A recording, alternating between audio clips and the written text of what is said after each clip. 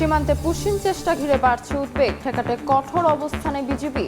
পাহারায় যুক্ত স্থানীয়রাও সমস্যা সমাধানে কূটনৈতিক উদ্যোগ নেওয়ার তাগিদ। বাজেটের আগে শেষ একনেক সভার শুরু, সভাপতিত্ব করছেন প্রধানমন্ত্রী। আলোচনায় 12টি প্রকল্প, সম্ভাব্য ব্যয় ধরা হয়েছে 8,106 কোটি টাকা। জেট ফুয়েলের উচ্চ মূল্য আর অতিরিক্ত ল্যান্ডিং চার্জে বেকায়দায় এভিয়েশন খাত, 3 দশকে বন্ধ 10টি বেসরকারি এয়ারলাইন্স। বাজেটে ব্যবসা বান্ধব নীতিমালার প্রত্যাশা। পাল্টাপাল্টি হামলা বন্ধের ঘোষণা, ইরান ইসরায়েলের আক্রমণ হলে কঠোর জবাবের হুঁশিয়ারি দুদেশের। 2 সপ্তাহের মধ্যে চূড়ান্ত বিজয় ঘোষণার আভাস ট্রাম্পের। এবং বড় জয়, বিশ্বকাপের প্রস্তুতি সারল ফ্রান্স। নর্দার্ন আয়ারল্যান্ডকে 3-1 গোলে হারালো দিদিয়ের দেশমের দল। মাইকেল অলিসের হ্যাটট্রিক।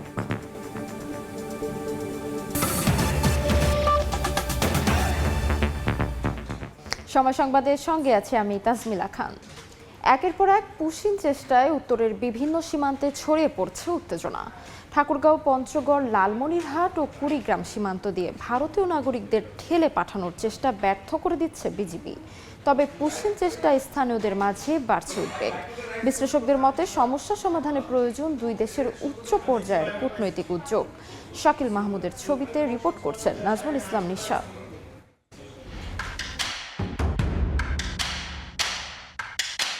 ভারতের সঙ্গে রংপুর বিভাগের সীমান্ত প্রায় 1000 কিলোমিটার এলাকা বিস্তীর্ণ। এই সীমান্ত জুড়ে দীর্ঘদিন ধরেই হচ্ছে চোরাচালান, অনুপ্রবেশ ও সীমান্ত হত্যার মতো ঘটনা। তবে সম্প্রতি পুশিন ইস্যু ঘিরে নতুন করে বাড়ছে উদ্বেগ। শুক্রবার ভোরে পঞ্চগড়ের বড়বাড়ি সীমান্ত দিয়ে শিশু ও নারী সহ 10 জনকে বাংলাদেশে পুশিনের চেষ্টা চালায় বিএসএফ। তবে প্রতিহত হয় এলাকাবাসী ও বিজিবির বাধায়। পরে শূন্যরেখায় আটকা পড়েন 10 জন। 3 দিন পর গভীর রাতে সীমান্তের আলো বন্ধ করে তাদের সরিয়ে নেয় টিয়াবাড়ি বিএসএফ ক্যাম্প। একই ধরনের পুশিনের চেষ্টা হয়েছে লালমনিরহাট, ঠাকুরগাঁও ও কুড়িগ্রামের কয়েকটি সীমান্ত পয়েন্টেও। তবে বিজিবির কঠোর নজরদারি ও স্থানীয়দের সতর্ক অবস্থানের কারণে প্রতিবারই ব্যর্থ হচ্ছে অপচেষ্টা। আমরা উভয় দেশের, ভারত এবং বাংলাদেশ বসে সীমান্ত যাতে গন্ডগোল না হয় সেটাই আমি বাংলাদেশ সরকারের কাছে অনুরোধ করব। ভারতের প্রধানমন্ত্রী, ভারতের স্বরাষ্ট্রমন্ত্রী সঙ্গে এটা নিয়ে দীর্ঘ আলোচনা করে যাতে এরকম আর পুশিনের ঘটনা আমাদের এলাকায় না হয়। বিজিবি বলছে পুশিন ঠেকাতে সীমান্তে অনুসরণ করা হচ্ছে জিরো টলারেন্স নীতি। বিষয়টি আন্তর্জাতিক আইন ও মানবাধিকার পরিপন্থীও। পজিশনে অনর যে আমরা অবৈধভাবে যদি আমাদের সীমান্ত দিয়ে কাউকে অনুপ্রবেশ করানো হয়, পুশিন করানো হয়, এটা আমরা এখনো অ্যাকসেপ্ট করবো না এবং ভবিষ্যতেও আমাদের এবারের মধ্যে কোথাও আমরা অ্যাকসেপ্ট করবো না। বিশ্লেষকদের মতে সীমান্ত পরিস্থিতি স্বাভাবিক রাখতে 2 দেশের মধ্যে প্রয়োজন জরুরি কার্যকর কূটনৈতিক সংলাপ। ইন্ডিয়ার সঙ্গে চায়নার সীমান্ত আছে, ইন্ডিয়ার সঙ্গে নেপাল, এমনকি ছোট্ট রাষ্ট্র ভুটানেরও সীমান্ত আছে।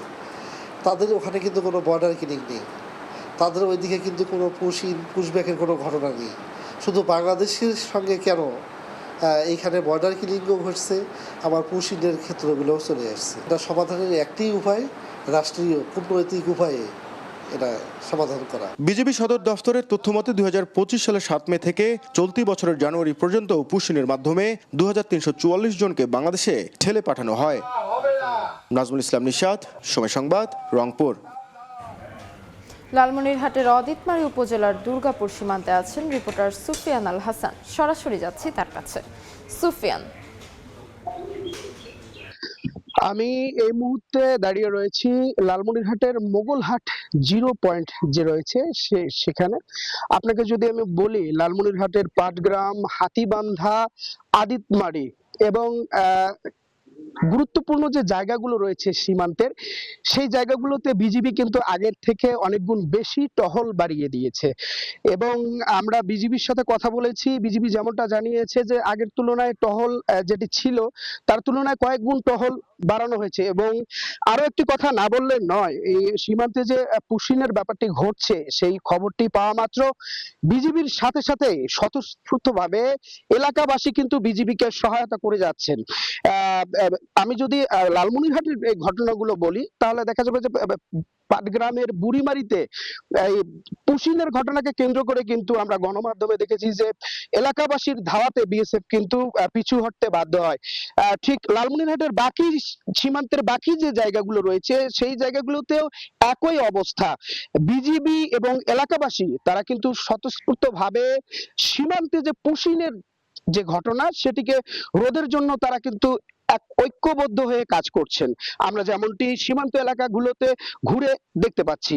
তো আমাদের লালমনিরহাটের যে সীমান্তবর্তী যে এলাকাগুলো রয়েছে সেখানকার সীমান্তবর্তী এলাকার মানুষজনের সাথে কথা বলে আমরা যেটি জানতে পেরেছি যে এখন যে পুশিনের চলমান যে পুশিনের ঘটনাগুলো ঘটছে সেটি কিন্তু লালমনিরহাটে এখন আপাতত গতকাল থেকে আজকে পর্যন্ত এখন পর্যন্ত এরকম অপ্রীতিকর কোনো ঘটনা নেই। তবে আমরা বিজিবির সাথে কথা বলে যেমনটি জানতে পেরেছি, বিজিবি যেমনটি বলছেন যে লালমনিরহাটের সীমান্তগুলোতে যে কোনো ধরনের অপ্রীতিকর ঘটনা তারা মোকাবেলায় সর্বদা প্রস্তুত রয়েছে। তো এই ছিল লালমনিরহাট থেকে সবশেষ। লালমনিরহাট থেকে সরাসরি যুক্ত ছিলাম। প্রধানমন্ত্রী তারেক রহমানের সভাপতিত্বে সচিবালয়ের মন্ত্রিপরিষদ বিভাগে চলছে সরকারের চতুর্থ জাতীয় অর্থনৈতিক পরিষদ একনেক সভা। সকাল 10টা থেকে শুরু হয় একনেক সভায় নতুন সংশোধিত মিলিয়ে 12টি প্রকল্প তোলার কথা জানা গেছে, যেখানে সম্ভাব্য ব্যয় ধরা হয়েছে ৮,১০৬ কোটি টাকা। অবকাঠামো উন্নয়ন, পানি সম্পদ ব্যবস্থাপনা, স্বাস্থ্যসেবা, তথ্য প্রযুক্তি, স্থানীয় সরকার, বিদ্যুৎ, জ্বালানি, সামাজিক নিরাপত্তা খাতকে গুরুত্ব দিয়ে প্রকল্পগুলো প্রস্তুত করেছে সংশ্লিষ্ট মন্ত্রণালয় ও বিভাগ। প্রধানমন্ত্রী তারেক রহমানের আসন্ন চীন সফরের আগেই প্রায় 4,000 কোটি টাকা ব্যয়ে চট্টগ্রামের আনোয়ারায় 800 একর জমিতে চীনা অর্থনৈতিক জোন স্থাপন প্রকল্প অনুমোদন পেতে পারে এ সভায়। এছাড়াও শিশু স্বাস্থ্য সুরক্ষা আরও শক্তিশালী করতে বাংলাদেশ শিশু হাসপাতাল ও ইনস্টিটিউট সম্প্রসারণ প্রকল্প 2 নামে প্রকল্প প্রস্তাব উঠেছে একনেকে।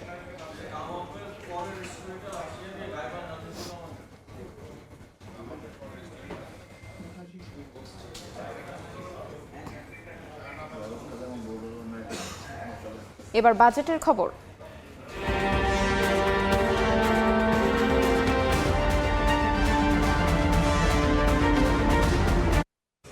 3 দশকে বাংলাদেশে বন্ধ হয়েছে 10টি বেসরকারি যাত্রীবাহী এয়ারলাইন্সের কার্যক্রম।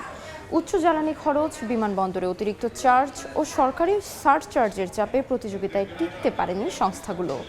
আসছে বাজেটে এভিয়েশন শিল্প সম্প্রসারণে ব্যবসা বান্ধব নীতিমালার প্রত্যাশা সংশ্লিষ্টদের। প্রতিমন্ত্রী জানিয়েছেন, এবারের বাজেট হবে পর্যটন ও এভিয়েশন শিল্প উন্নয়নের বাজেট। কাজল আব্দুল্লাহর রিপোর্ট।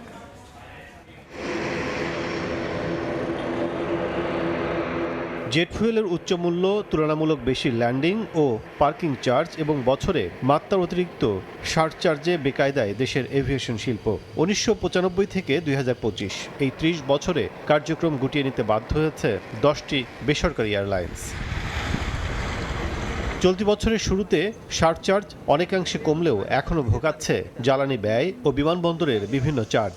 বর্তমানে 4টি এয়ারলাইন্স কার্যক্রম পরিচালনায় থাকলেও সংকট রয়েছে নানামুখী। বিশ্বের সঙ্গে তাল মিলিয়ে বাংলাদেশের এভিয়েশন শিল্পের প্রবৃদ্ধি বাড়াতে আসছে বাজেটে নীতি সহায়তা চান সংশ্লিষ্টরা। সরকারের যদি প্রত্যক্ষ সহযোগিতা থাকে এবং আমাদেরকে যদি বিভিন্ন ইন্ডিভিজুয়াল সেক্টর ওয়াইজ যদি আমাদেরকে সাবসিডাইজ করে আমাদের সেই ফ্যাসিলিটিগুলো দেওয়ার সুযোগ থাকে, তাহলে আমি বলবো যে বাংলাদেশ এভিয়েশনে আসলে ইউএস বাংলা সহকারে আদার যে এয়ারলাইন্সগুলো আছে তারাও কিন্তু এগিয়ে যেতে পারবে। দীর্ঘদিন ধরে উন্নয়নের কথার ফুলঝুরিতেই আটকা পড়ে আছে আকাশপথে পরিবহন সেবা। এবার সেই জটলা ভাঙতে চায় বিএনপি সরকার। প্রতিমন্ত্রী জানান, এভিয়েশন খাত লাভজনক করতে নেওয়া হবে পদক্ষেপ। অর্থ বছরে এরকমভাবেই নিশ্চয়ই তৈরি করা হয়েছে বাজেট।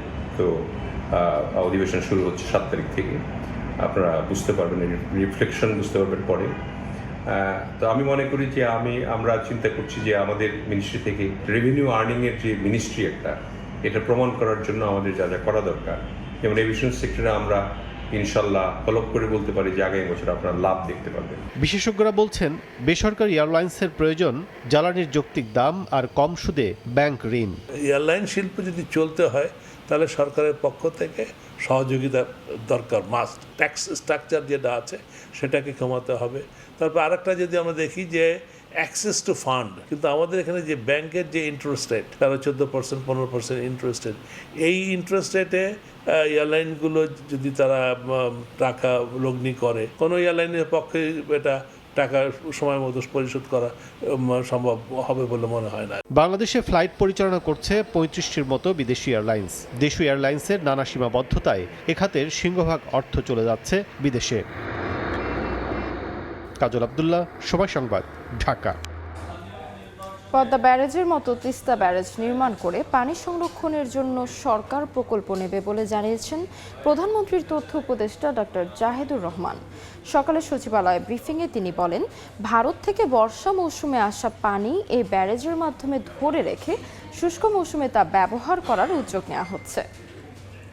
সভায় শুষ্ক মৌসুমে পানি সংকট মোকাবেলা ও কৃষিখাত রক্ষার্থে পদ্মা ব্যারাজের মতো তিস্তা অঞ্চলেও পানি সংরক্ষণের প্রয়োজনীয় ব্যবস্থা রাখার নির্দেশনা প্রদান করা হয়েছে। আমাদের আগে তিস্তা মহাপরিকল্পনা যেটা আমাদের সামনে এসেছিল সেটা ছিল মূলত নদীকে গভীরভাবে খনন করে নদীর প্রশস্ততা কমিয়ে।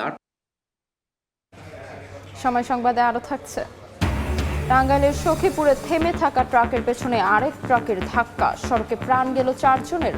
মরদেহ উদ্ধারের পর পরিবারের কাছে হস্তান্তরের প্রক্রিয়া পুলিশের। সরকারি জায়গায় দোকান বসিয়ে মাসে মাসে সালামির নামে লাখ লাখ টাকা ভাড়া আদায় করছেন আদালতের নাজির ও কর্মচারীরা। এর আগে আদালতের কর্মচারী সহ বিভিন্ন পেশার মানুষকে লিজ দেওয়া হয় প্রায় 200 দোকান। ঠেলাগাড়িতে দোকান করার শর্ত ভেঙে স্থায়ী অবকাঠামো করে লাখ লাখ টাকায় বিক্রি করা হয় মালিকানা। বিতর্কিত লিজ প্রক্রিয়া নিয়ে একে অপরকে দুষছেন কর্মচারীরা। সোহেল রানার ক্যামেরায় গাইবান্ধা থেকে হেদায়েতুল ইসলাম বাবুর রিপোর্ট।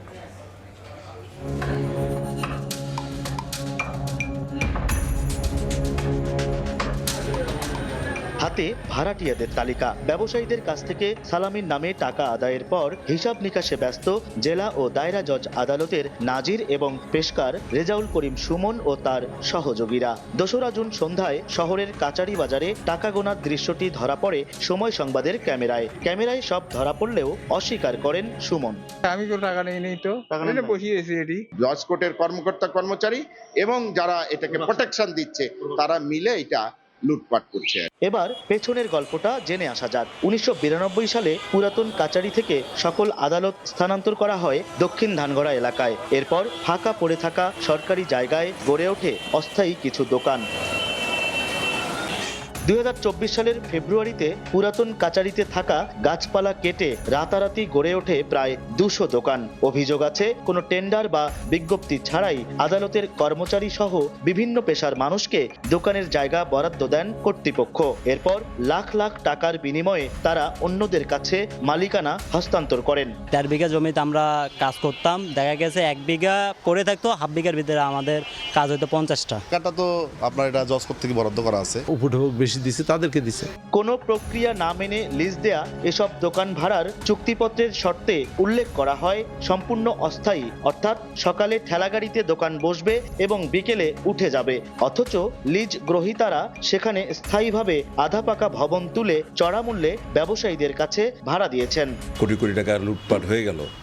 সেই জায়গায় কোনো তদন্ত করে দোষীদের বিরুদ্ধে ব্যবস্থা গ্রহণ তো দূরে থাক, এটা কোনো ব্যবস্থা গ্রহণ করে নাই আইন মন্ত্রণালয় থেকে। অবশ্যই সরকারের উচিত এই জায়গাটাকে দখলমুক্ত করা। সরকারি জায়গা লিজ দিবে বা টেন্ডার করবে, সেটা তো একটা নিয়ম আছে, একটা বিজ্ঞপ্তির মাধ্যমেও দিবে, সেটাও তারা ফলো করেনি।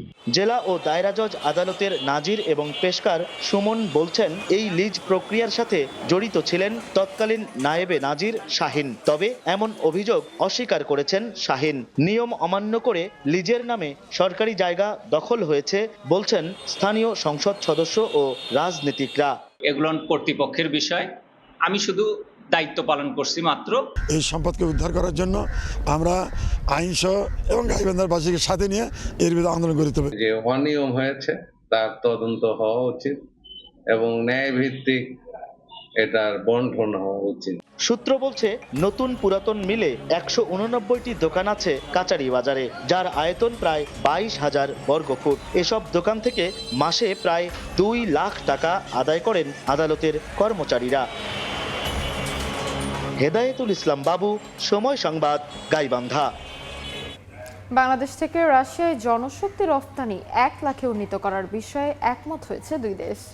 এছাড়া বাংলাদেশের জাতীয় এআই নীতিমালা প্রণয়ন এবং এআই বিষয়ক গবেষণা ও উন্নয়ন কেন্দ্র প্রতিষ্ঠায় সহযোগিতা করতে আগ্রহী মস্কো। স্থানীয় সময় মঙ্গলবার রাশিয়ায় দেশটির বাণিজ্যিক প্রতিনিধি দলের সঙ্গে আলোচনায় পররাষ্ট্রমন্ত্রী ডক্টর খলিলুর রহমান এবং উপদেষ্টা হুমায়ুন কবির জনশক্তি রফতানি বাড়ানোর প্রস্তাব তুলে ধরলে তারা সম্মত হন। বর্তমানে প্রায় 10,000 বাংলাদেশি রাশিয়ায় কর্মরত আছে। এ বিষয়ে প্রয়োজনীয় আনুষ্ঠানিকতা শীঘ্রই সম্পূর্ণ করতে একমত হয় 2 দেশ। ঢাকা মস্কো বাণিজ্য বাড়ানোর বিষয়েও একমত হয় দুই পক্ষ। পররাষ্ট্রমন্ত্রী রাশিয়ার বাজারে তৈরি পোশাক ও ওষুধ রফতানি বৃদ্ধির সম্ভাবনার উপর গুরুত্ব আরোপ করেন। এ সময় বাংলাদেশের ব্যবসায়িক প্রতিনিধি দলকে রাশিয়া সফরের প্রস্তাব দেওয়া হয়। পররাষ্ট্রমন্ত্রী কৃষি ও স্বাস্থ্য খাতে এআই প্রযুক্তির প্রয়োগ নিয়ে রুশ প্রতিনিধি দলকে বাংলাদেশ সফরের প্রস্তাব দেন। এবার বাণিজ্যের সংবাদ।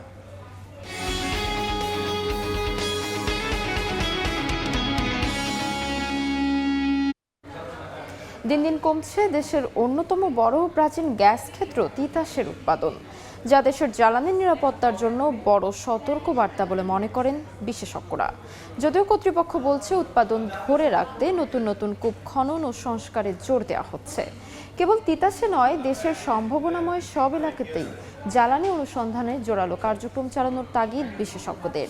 তিতাস গ্যাস ক্ষেত্র থেকে ফিরে ফারুক ভাইয়া রবিনের রিপোর্ট।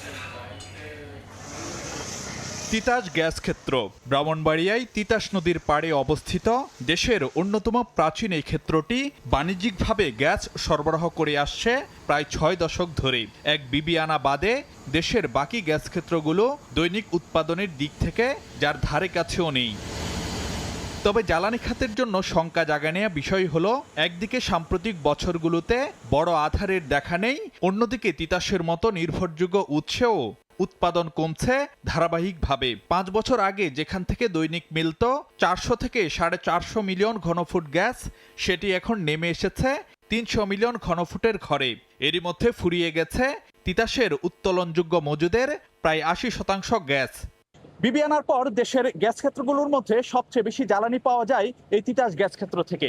কিন্তু আশঙ্কার বিষয় হচ্ছে, অত্যন্ত নির্ভরতার এই কেন্দ্রটির উৎপাদনও কমে আসছে দিন দিন, যা দেশের জ্বালানি খাতের জন্য বড় ধরনের সতর্ক বার্তা বলে মনে করেন বিশেষজ্ঞরা। অবশ্যই কনসার্ন, যেহেতু এই যে তিতাসের যে কমছে শুধু তা না, বিবিয়ানারও তো কমে আসতেছে, কিন্তু আমাদের যে গ্যাসের চাহিদা আগে যা ছিল তার চেয়ে অনেক বৃদ্ধি পাইছে। এতদিন ধরে আমরা ওখান থেকে প্রডিউস করছি, একটা ফিল্ডে কতদিন গ্যাস থাকবে এটা তো শেষ হবেই। এই ব্যাপারে আমাদের একটা প্রস্তুতি থাকা দরকার, কিন্তু আমরা তো দেখতে পাচ্ছি যে আমাদের কোনো রকমেরই প্রস্তুতি এই ব্যাপারে কোনোটা নাই। পরিস্থিতি সামাল দিতে স্থলভাগে দেশের প্রথম গভীর অনুসন্ধান কূপ খনন করা হচ্ছে তিতাস 31-এ, যেখানে 2 ট্রিলিয়ন ঘনফুট গ্যাসের সম্ভাব্য মজুদ থাকতে পারে বলে ধারণা করা হচ্ছে। নতুন নতুন কূপ খননের এই ধারা অব্যাহত রাখার কথা বলছে কর্তৃপক্ষ। এখানে যেটা আমরা এখন যাচ্ছি ডিপার প্রসপেক্টে, পাশাপাশি আরও যে 3টা কূপ খনন হচ্ছে, তিতাস 28, 29 এবং 30, এইসব সাকসেসফুল হলে আমাদের উৎপাদন আরও কিছু বাড়বে, তখন হয়তো একটা কমফোর্টেবল জায়গাতে আমরা যাবো আর কি। গ্যাসের মজুদ কমার বিপরীতে নতুন ক্ষেত্র অনুসন্ধানে দেশ জুড়ে জোরালো কার্যক্রম চালানোর তাগিদ দিচ্ছেন বিশ্লেষকরা। এখনও আমাদের আশা আছে যে আমরা নিজস্ব গ্যাস আহরণ করতে পারবো আরও বেশি, যাতে করে আমরা সম্পূর্ণ আমদানি নির্ভর যেন না হয়ে যায়।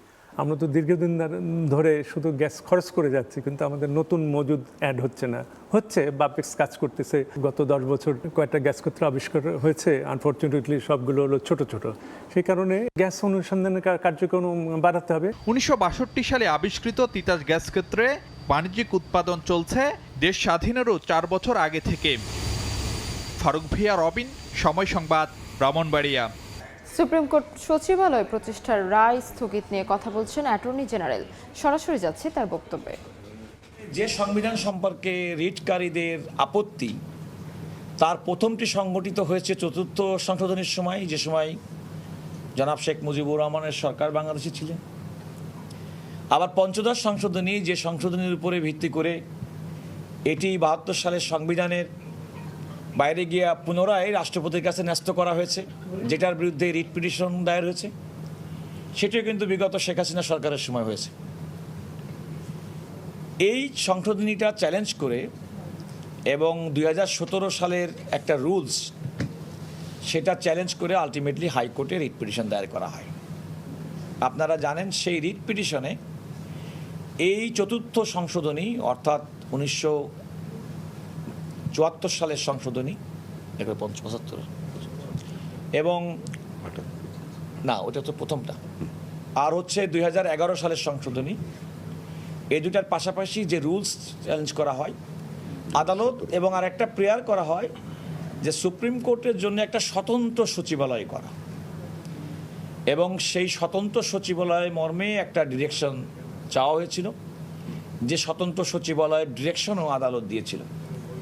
এই রায়টি প্রকাশিত হয়েছিল 2রা সেপ্টেম্বর 2025 অন্তর্বর্তীকালীন সরকারের সময়, এবং আমরা এই যে রায়, এই রায়ের বিরুদ্ধে রাষ্ট্রের পক্ষ থেকে আপিল দায়ের করা হয়েছে এবং সেই আপিলটি শুনানি না হওয়া পর্যন্ত আমরা একটা হাইকোর্টের রায়ের স্থগিতাদেশ চেয়েছি এবং আজকে বাংলাদেশের মাননীয় প্রধান বিচারপতি সহ আপিল বিভাগের 4 বিচারপতির সমন্বয়ে গঠিত বেঞ্চ আমাদের আবেদন মঞ্জুর করেছেন। অর্থাৎ হাইকোর্ট যে রায় দিয়েছিল, যে রায়ের পরিপ্রেক্ষিতে সংবিধানের 116 অনুচ্ছেদের সংশোধনী বাতিল ঘোষণা করা হয়েছিল এবং একটি স্বতন্ত্র সচিবালয় প্রতিষ্ঠার যে নির্দেশনা দেওয়া হয়েছিল সেটি স্থগিত থাকবে। হাইকোর্ট থেকে সরাসরি যুক্ত ছিলাম। বক্তব্যের বাকি অংশ দেখতে ভিজিট করুন সময় টিভির ফেসবুক পেজে। টাঙ্গাইলে থেমে থাকা ট্রাকের পেছনে আরেক ট্রাকের ধাক্কায় প্রাণ গেছে 4 জনের। ভোররাতে সখীপুর সাগর দিঘি সড়কের কালিয়া এলাকায় এই দুর্ঘটনা ঘটে। পুলিশ জানায় বাঁশ বোঝাই ট্রাকটি ঘটনাস্থলে দাঁড়িয়েছিল। এ সময় ঢাকাগামী একটি মুরগিবাহী ট্রাক ট্রাকটির পেছনে সজোরে ধাক্কা দেয়। এতে ঘটনাস্থলেই 4 জন নিহত হন। খবর পেয়ে পুলিশ ঘটনাস্থলে গিয়ে মরদেহ উদ্ধার করে সখীপুর থানায় নিয়ে যান। নিহতদের পরিবারের সদস্যদের সঙ্গে যোগাযোগের চেষ্টা চলছে। পরিবারের লোকজন আসার পর আইনগত প্রক্রিয়া সম্পূর্ণ করে মরদেহ হস্তান্তর করা হবে বলে জানিয়েছেন পুলিশ। পাল্টাপাল্টি হামলা বন্ধের ঘোষণা দিয়েছে ইরান ও ইসরায়েল। তবে আবারও হামলা হলে একে অপরকে কঠোর জবাবের হুঁশিয়ারি দিয়েছে দেশ দুটি। এদিকে 2 সপ্তাহের মধ্যে যুক্তরাষ্ট্র ইরানের বিরুদ্ধে চূড়ান্ত বিজয় ঘোষণা করবে বলে আভাস দিয়েছেন মার্কিন প্রেসিডেন্ট ডোনাল্ড ট্রাম্প। যুদ্ধবিরতি সত্ত্বেও লেবাননে লাগাতার হামলার জবাবে ইসরায়েলে ক্ষেপণাস্ত্র ছোড়ে ইরান। শুরু হয় ইরান ইসরায়েল পাল্টাপাল্টি আক্রমণ। তবে একে অপরকে লক্ষ্য করে হামলা বন্ধের ঘোষণা দিয়েছে দেশ দুটি। এর আগে তেহরান তেল আবিবকে যুদ্ধ বন্ধের আহ্বান জানান মার্কিন প্রেসিডেন্ট ডোনাল্ড ট্রাম্প। তার ডাকে সাড়া দিয়ে হামলা বন্ধের কথা জানায় ইরান ইসরায়েল। সোমবার ইসরায়েলের প্রধানমন্ত্রী বিনিয়ামিন নেতানিয়াহু বলেন, ইরান লক্ষ্য করে গোলাগুলি বন্ধ করেছে তেল আবিব। ইরান যখন ইসরায়েলের উপর হামলা চালায় তখন আমি আইডিএফকে ইরান জুড়ে সামরিক ও অর্থনৈতিক লক্ষ্যবস্তুতে আঘাত হানার নির্দেশ দিই। এই মুহূর্তে গোলাগুলি বন্ধ রয়েছে, কারণ তেহরানে আমরা আঘাত হানার পর তারা আমাদের ওপর হামলা বন্ধ করেছে। তবে যদি তারা আবারও আমাদের ওপর হামলা চালানোর ভুল করে, তাহলে শক্তি প্রয়োগ করে জবাব দেয়া হবে। ইরানের পক্ষ থেকেও একই কঠোর বার্তা দিয়েছেন প্রেসিডেন্ট মাসুদ পেজেশকিয়ান। সোমবার এক্স হ্যান্ডেলে তিনি বলেন, ইরান যুদ্ধের ময়দান ছাড়েনি, আবার যুক্তরাষ্ট্রের সঙ্গে চলমান আলোচনার টেবিলও ছেড়ে যায়নি। তবে যুক্তরাষ্ট্র যুদ্ধবিরতিও চায় না, আবার সংলাপও চায় না বলে মন্তব্য করেছেন ইরানের পার্লামেন্টের স্পিকার মোহাম্মদ বাঘের গালিবাফ। হামলা বন্ধের কথা বললেও মঙ্গলবার ভোরে ইয়েমেন থেকে উৎক্ষেপণ করা একটি ড্রোন প্রতিহত করার দাবি করেছে ইসরায়েলি সামরিক বাহিনী। এর কিছু সময় আগে দক্ষিণের শহর এইলাতে সাইরেন বেজে ওঠে। অন্যদিকে ইরানের হুমকি সত্ত্বেও লেবাননে হামলা অব্যাহত রেখেছে দখলদার বাহিনী। লেবাননের তাইর অঞ্চলে ইসরায়েলের ব্যাপক হামলায় বেশ কয়েকজন হতাহত হয়েছেন। উত্তপ্ত পরিস্থিতির মধ্যে ইরান ইসরায়েলকে সংযত থাকার আহ্বান জানিয়েছেন পাকিস্তানের প্রধানমন্ত্রী শাহবাজ শরীফ। সতর্ক করে তিনি বলেন, তেহরান তেল আবিব সাম্প্রতিক উত্তেজনা বৃদ্ধি নড়বড়ে যুদ্ধবিরতির লক্ষণ। ইরান ও যুক্তরাষ্ট্র একটি চুক্তিতে পৌঁছানোর লক্ষ্যে পাকিস্তানের মাধ্যমে আলোচনা চালিয়ে যাচ্ছে বলে জানিয়েছেন জাতিসংঘে নিযুক্ত ইরানের রাষ্ট্রদূত আমির সাইদ ইরাভানি। এদিকে 2 সপ্তাহের মধ্যে যুক্তরাষ্ট্র ইরানের বিরুদ্ধে চূড়ান্ত বিজয় ঘোষণা করবে বলে আভাস দিয়েছেন মার্কিন প্রেসিডেন্ট ডোনাল্ড ট্রাম্প। সাউথ ক্যারোলাইনার সিনেটর লিন্ডসে গ্রাহামের পক্ষে আয়োজিত এক সমাবেশে ভার্চুয়ালি অংশ নিয়ে তিনি এই ইঙ্গিত দেন। এদিকে হরমুজ প্রণালীতে নৌ চলাচলে বাধা সৃষ্টির কারণে ইরানের ওপর নতুন নিষেধাজ্ঞা আরোপ করেছে ইউরোপীয় ইউনিয়নের সদস্য রাষ্ট্রগুলো। রাইসা জান্নাত, সময় সংবাদ। ফিলিপিন্সের শক্তিশালী ভূমিকম্পে নিহতের সংখ্যা বেড়ে দাঁড়িয়েছে 35 জনে। আহত প্রায় 200 মানুষ। ধসে পড়েছে বহু স্কুল ও বাণিজ্যিক ভবন। ধ্বংসস্তূপে পরিণত হয়েছে অনেক স্থাপনা। সোমবার 7.8 মাত্রার শক্তিশালী ভূমিকম্পে কেঁপে ওঠে ফিলিপিন্স। বহু হতাহতের পাশাপাশি লণ্ডভণ্ড অবস্থা দেশটির। সবচেয়ে বেশি ক্ষতিগ্রস্ত হয়েছে প্রায় 7 লাখ মানুষের শহর জেনারেল সান্তোস। সেখানে একটি ফাস্ট ফুড রেস্তোরাঁর ভবনের ছাদ ধসে পড়ে, ছড়িয়ে পড়ে কংক্রিট ও ধ্বংসাবশেষ। শহরের বিভিন্ন দোকান ও ভবনের কাঁচ ভেঙে গেছে, সাইনবোর্ড ছিটকে পড়েছে, মারাত্মকভাবে ক্ষতিগ্রস্ত হয়েছে অনেক স্থাপনা। দক্ষিণ দাভাওয়ের মাতানাও ন্যাশনাল হাই স্কুলের পরিত্যক্ত একটি ভবন পুরোপুরি ধসে পড়েছে।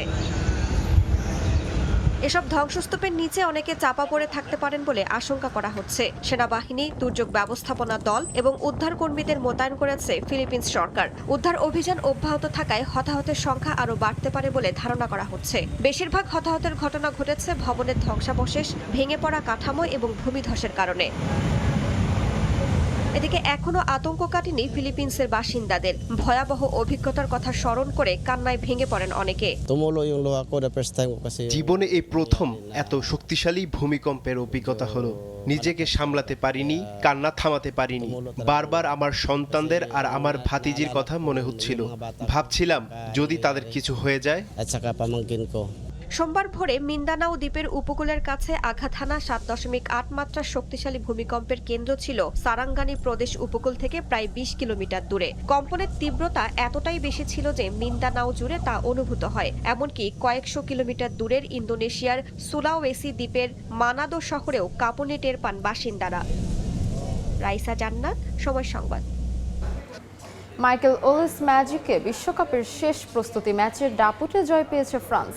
লিলের স্টেডিয়ামে নর্দার্ন আয়ারল্যান্ডকে 3-1 গোলে হারিয়েছে দিদিয়ের দেশমের দল।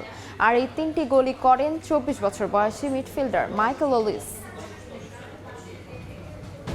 বিশ্বকাপের আগে শেষ মহড়া, মাঠে এমবাপ্পে, দেমবেলে, দুইয়ের মতো তারকারা। কিন্তু ম্যাচ শেষে আলোচনার কেন্দ্রে অন্য একজন, নাম তার মাইকেল ওলিস। লিলের রাতে 3 গোল করে যেন পুরো বিশ্বকে জানিয়ে দিলেন বিশ্বকাপে ফ্রান্সের নতুন নায়ক হওয়ার দৌড়ে তিনিও আছেন।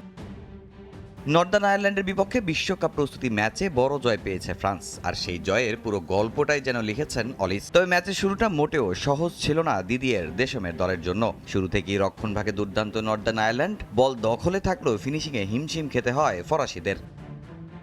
একের পর এক আক্রমণে Kylian Mbappe, Ousmane Dembele, Didier দুয়েরা, কিন্তু গোলের দেখা মিলছিল না। তবে প্রথমার্ধে শেষ হওয়ার ঠিক আগেই জমে ওঠে ম্যাচ।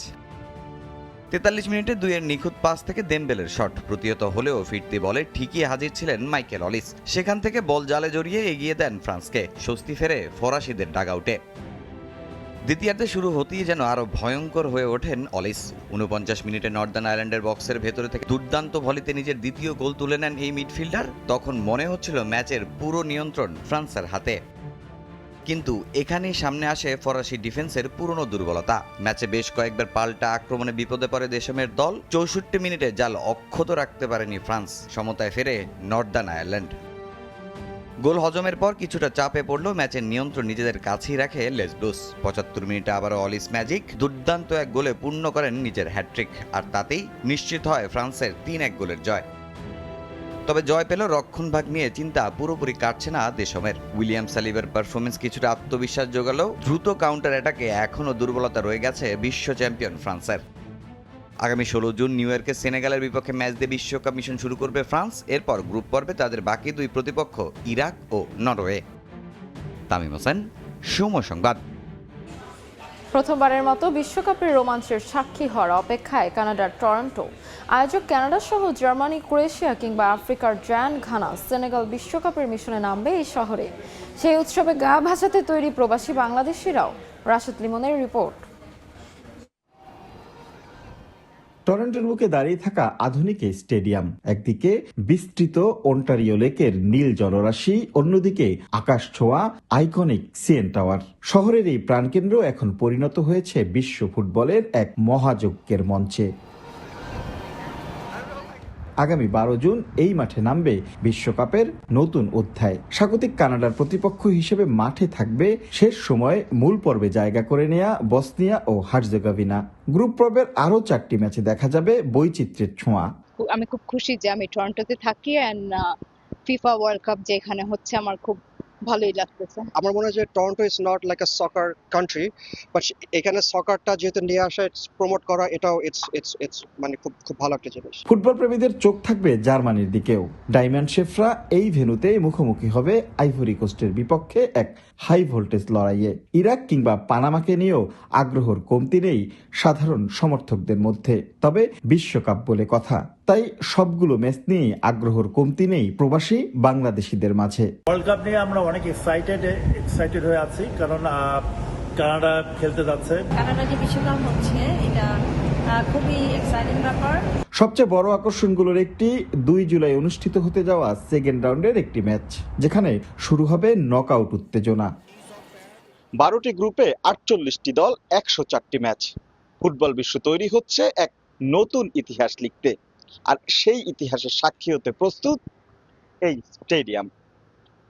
রাশেদ লিমন, সময় সংবাদ, টরন্টো, কানাডা। এ পর্যায়ে শীর্ষ সংবাদগুলো জানিয়ে দিচ্ছি আরেকবার। পুশিন চেষ্টা ঘিরে উদ্বেগ, সীমান্তে 60,000 বিজিবি সদস্য মোতায়েন। নির্বাচনী অঙ্গীকার অনুযায়ী ব্যবস্থা নিচ্ছে শুভেন্দু সরকার। আলোচনায় সমাধান চায় ঢাকা। কার্যক্রম নিষিদ্ধ, আওয়ামী লীগের পদ ব্যবহার করে স্থানীয় নির্বাচন করার সুযোগ নেই। ব্যক্তিগতভাবে অংশ নিলে থাকবে না বাধা, জানালেন প্রধানমন্ত্রীর তথ্য উপদেষ্টা। এবং বাজেটের আগে শেষ একনেক সভা। চট্টগ্রামে চীনা অর্থনৈতিক শিল্পাঞ্চল সহ 12 প্রকল্প নিয়ে আলোচনা। বাস্তবায়নে সম্ভাব্য ব্যয় 8,106 কোটি টাকা।